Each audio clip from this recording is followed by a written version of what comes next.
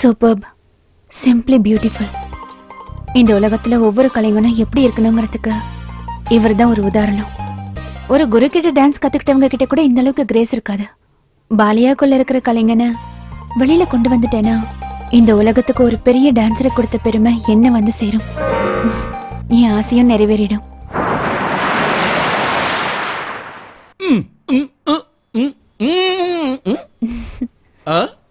நான் ஒரு விஷயம் கேக்குறேன், சொல்வியா? 100 விஷயம் வேணா கேளு, எதுக்காக வேணாலும் நான் பதில் சொல்றேன். இந்த குடியே ரவுடி சத்தியம் நிறுத்தினா நீ எவ்வளவு பெரிய ஆளாவ தெரியுமா?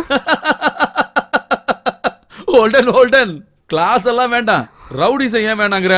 பாக்குறவங்க எல்லாம் தூக்கி போட்டு மிதிக்கிற, அதனால இவங்களுக்கு எல்லாம் நீ பெரிய தாதாவா தெரியற. தாதாவா? நல்லவங்களுக்கு லேபர்ஸுக்கு அநியாயம் நடந்தா என்னால பாத்துட்டு இருக்க முடியாது. உடனே அங்க போவேன், தூக்கி போட்டு மிதிதான். அதான் என் ஸ்டைல்.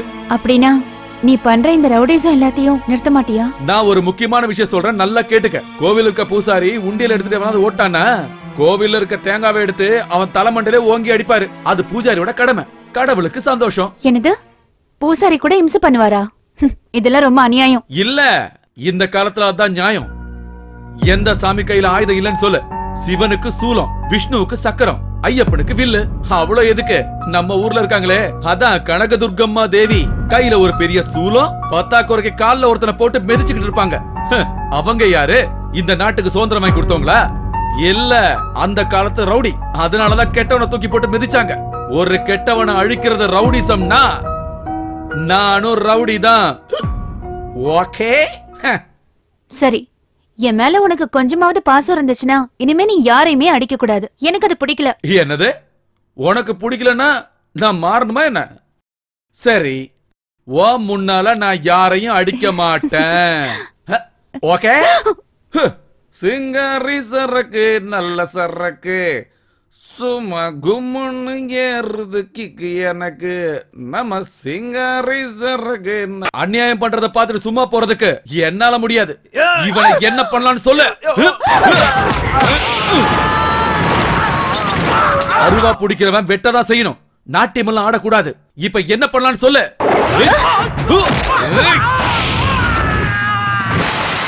இப்போ அது நீ ஒத்துக்கிறியா? முட்டை வர மாடு கிட்ட வேதம் ஓத கூடாது, வெட்டி கூறு போடணும். அதான் கரெக்ட். ஃபைட்டிங் பண்றதுக்கு இப்போ அது பர்மிஷன் கொடுக்கறியா?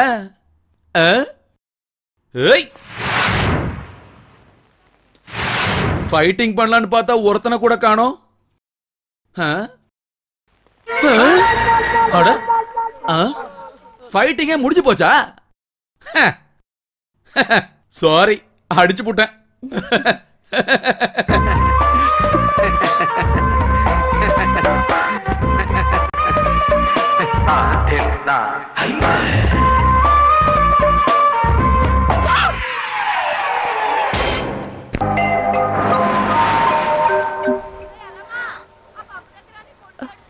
என்னமா?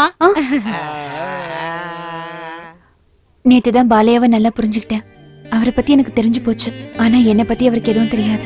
அதனாலதான் அவருக்கு ஒரு பார்ட்டி கொடுக்கலான்னு இருக்கேன். எப்பமா? நாளைக்கே. நாளைக்கு நீ இல்ல, உன் மம்மியோட மம்மியே வந்தா கூட பாலையா வரமாட்டா. சும்மாடா. அம்மா சும்மா இருக்குமா, உங்களுக்கு ஒண்ணும் தெரியாது.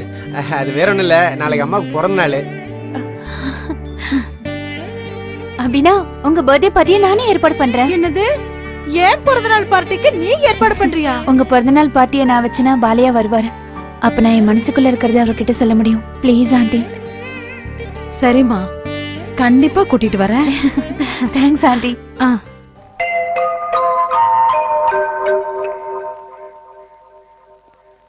ஆமா, என்ன சொன்ன?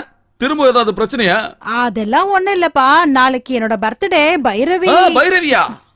அம்மா, அது சாதாரண பைரவி இல்ல, பாதாள பைரவி. நமக்கு ஒர்க் அவுட் ஆவது விட்டுரு, நான் வரல. அவ பாதாள பைரவினா நீ பாண்டிய நாட்டு சிங்கம்டா, தொடைய தட்டிட்டு வரணும்டா. இதுல ஒண்ணு புடி.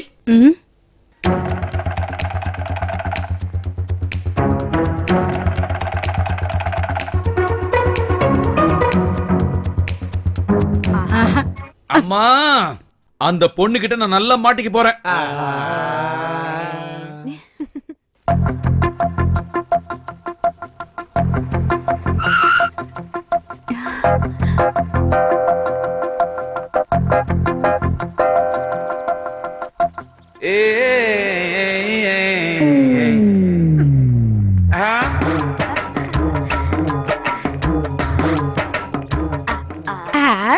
எப்படி இருக்கு? பாலையா டோர்லாக் பாலையா, என் புள்ள எம்பட்டு ஸ்டைலா வரன்னு நீயே பாரு.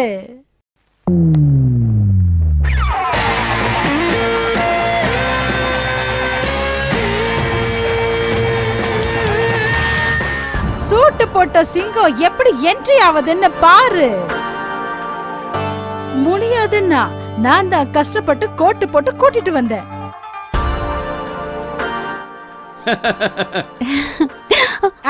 அந்த பொண்ணோட கைய புடிடா. அம்மா உள்ள எதுவும் இல்லம்மா. புடி புடி புடி புடி. ஓகே, இதான் ஜோடி. Come on come on.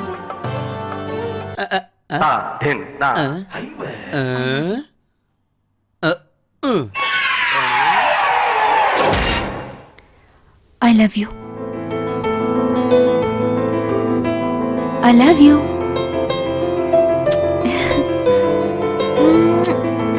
காதல் இத சொல்லிதான் எங்க அம்மா ஒருத்தன் ஏமாத்திட்டு போயிட்டான்.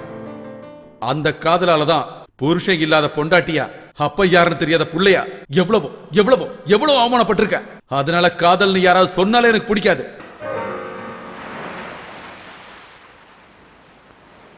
ஏய், இங்க பாரு, எனக்கு பிடிக்காத விஷயங்கள் பேசுறது யாரா இருந்தாலும் அவங்க என் பக்கத்துல வர்றது கூட எனக்கு பிடிக்காது. இங்க இருந்து போயிடு. இங்க பாரு பாலையா, நீ இந்த கடல் மாதிரியான ஆளு. வெளியில பார்த்தா ஆவேசமா கம்பீரமா இருக்கும், ஆனா உள்ளுக்குள்ள அமைதியான மனசு இருக்குன்னு எனக்கு தெரியும். ஏய், எனக்கு கோவம் வந்தா என்ன பண்ணுவேன்னு எனக்கு தெரியாது. பாலையா, நீ குளத்துல இருக்கிற தாமரைப்பூ மாதிரி. அத பறிச்சு கடவுள்கிட்ட வச்சா கடவுளே அழகா தெரிவாரு. இந்த டயலாக்லாம் என்கிட்ட வேண்டாம், என்ன விட்டுரு. உனக்குள்ள இருக்கிற திறமை உனக்கு தெரியல. அந்த அற்புதமான கலைஞனை தான் நான் மனசார காதலிக்கிறேன். கொல்ல போறியா? வா, வந்து கொல்லு. என் காதலை புரிஞ்சுக்காம எப்ப நீ என்கிட்ட காமத்தை தீக்க வந்தியோ அப்பவே நான் செத்து போயிட்டேன். செத்து போன பொணத்துக்கு சாகறதுக்கு பயம் இல்ல. வா, வந்து கொல்லு.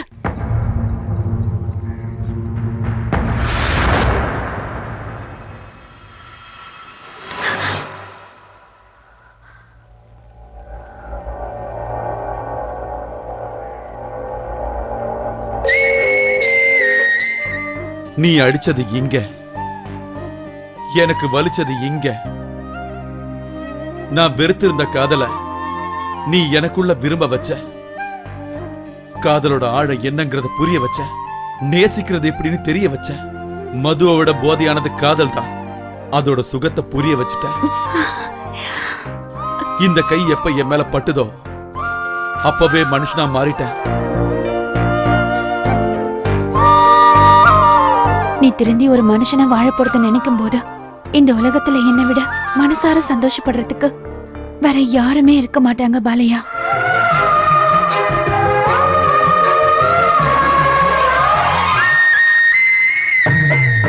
சூப்பர்.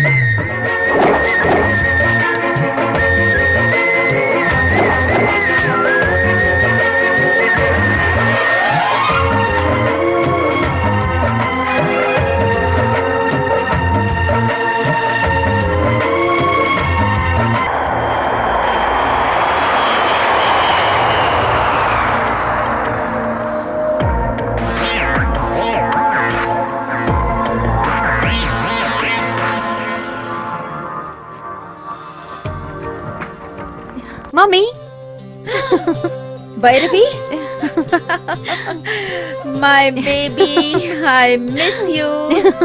என்ன மாமி சொல்லாம கொல்லாம வந்துட்டீங்க? உனக்கு சர்ப்ரைஸ் கொடுக்கலான்னு தான் வந்தேன். ஆக்சுவலி நானே உங்களுக்கு ஃபோன் பண்ணி வர சொல்லலான்னு நினைச்சிட்டு இருந்தேன். தேங்க் காட் நீங்களே வந்துட்டீங்க. ஒரு முக்கியமான விஷயம். தெரியும். தெரியுமா? ஹாஸ்டலுக்கு எதிரில் இருக்கிற காலனி பையனை நீ லவ் பண்ணிருக்க. அவன் பேரு பாலகிருஷ்ணா. அம்மா, இதெல்லாம் உங்களுக்கு எப்படி தெரியும்? எவனோ ஒரு ராயல் சில்க் ஹவுஸ் ஓனரா. அந்த பரதேசி எனக்கு போன் பண்ணி உன்னை பத்தி ஏதேதோ சொன்னான். என் பொண்ணை பத்தி எனக்கு தெரியாதா என்ன? பைரவி எந்த ஒரு காரியம் செஞ்சாலும் எனக்கு பிடிச்ச மாதிரி தான் செய்வா. அதே மாதிரி பைரவி எது செஞ்சாலும் அது எனக்கு பிடிக்கும். அம்மா, ஏழையான ஒருத்தரை காதலிச்சதுக்காக என்ன சொல்வீங்களோன்னு நினைச்சேன். ஆனா நீங்க... அவன் ஏழையா? இல்லம்மா, எப்போ என் பொண்ணோட மனச அவன் சொந்தமாக்கிக்கிட்டானோ அப்பவே அவன் உன் இதய சாம்ராஜ்யத்துக்கு சக்கரவர்த்தி ஆயிட்டான்.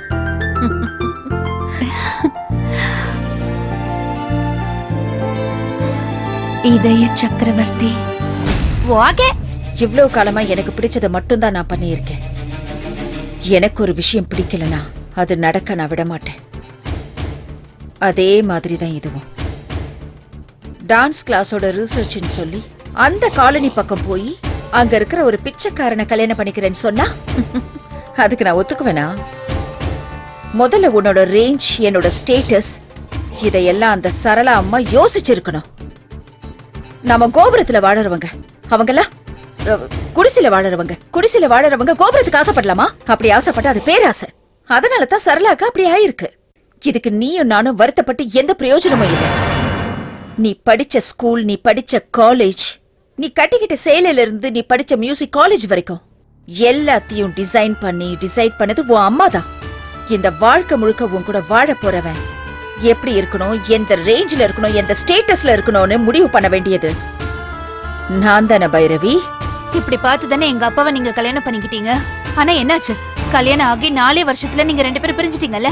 சோ உன் லைஃபையே உன்னால டிசைட் பண்ண முடியல. நீ எப்படி ஏன் லைஃபை டிசைட் பண்ணலாம்? Shut up. இந்த சாமுண்டீஸ்வரி ஒரு ஃப்ளவர் பொக்கே வாங்கினா கூட அது 5 ஸ்டார் ஹோட்டல்ல இருந்து தான் வாங்குவா. பிளாட்ஃபார்ம்ல வாங்க மாட்டேன். அவன் அம்மா செத்தாலும் சரி இருந்தாலும் சரி ஒரு கேர் ஆஃப் பிளாட்ஃபார்முக்கு உன்னை நான் கல்யாணம் பண்ணி வைக்கவே மாட்டேன். நீ இனி ஒத்துக்க வேண்டிய அவசியம் இல்லம்மா. அவரோட அம்மா சாவுக்கு காரணம் நீ தானே தெரிஞ்சதுன்னா பாலையா என் முகத்துல கூட முழிக்க மாட்டாரு. பாலையா இல்லனா என் வாழ்க்கையில அர்த்தமே இல்ல. சரளமாவை சாகடிச்சு நீ அவர் அனாதையாக்கிட்ட. அந்த வேதனை என்னன்னு உனக்கும் தெரியணும்ல. அவருக்கு இனிமே அம்மா இல்ல, உனக்கு இனி பொண்ணும் இல்ல. பைரவி